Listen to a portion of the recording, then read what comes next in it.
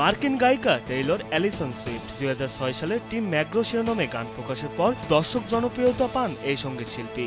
এরপর একের পর এক হিট গান উপহার দিয়ে জনপ্রিয়তা শীর্ষে চলে আসেন তিনি।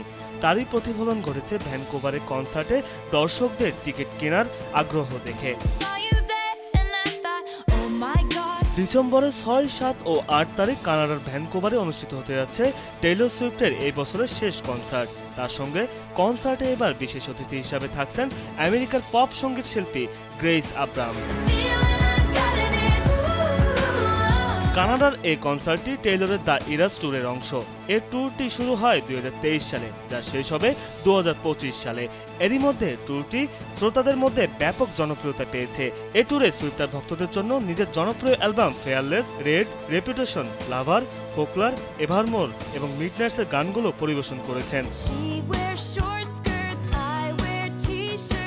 বছরের শেষে টেইলরের এই কনসার্টে বিশেষ আকর্ষণ হিসেবে একই মঞ্চে থাকবেন গ্রেস আব্রামস। তাই এরই মধ্যে কনসার্টের টিকিট বিক্রির চাহিদা যেমন বেড়েছে, তেমনি সঙ্গে সঙ্গে বেড়েছে ভোগান্তিও। বিশেষ করে রিসেলাররা সস্তায় টিকিট কিনে পরে সেটা যখন উচ্চ দামে বিক্রি করছে, তখন ঘটছে বিপত্তি। সুইফটের ভক্তরা দীর্ঘ সময় কিউয়ে দাঁড়িয়ে টিকিট কিনতে চেষ্টা করছেন, কিন্তু রিসেলারদের কারণে তাদের জন্য টিকিট পাওয়া অনেক কঠিন হয়ে পড়েছে। বিশেষভাবে নো ভিউ টিকিটগুলো, যা দর্শকদের স্টেজ না দেখে স্ক্রিনে শো দেখতে যায়, সেটিও রিসেল সাইটগুলোতে হাজার হাজার ডলারে বিক্রি হচ্ছে।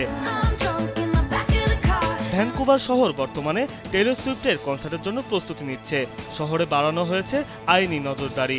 ডিসেম্বরে সুইফটের এই শেষ 3টি শো ভক্তদের জন্য অবিস্মরণীয় মুহূর্তের সাক্ষী হয়ে উঠতে যাচ্ছে। টেইলর এবং গ্রেসের যুগলবন্দি এ শো সঙ্গীত অঙ্গনে নতুন মাত্রা যোগ করবে বলে এমনটি আশা করছেন সঙ্গীত প্রেমীরা। বিনোদন ডেস্ক, কালবেলা।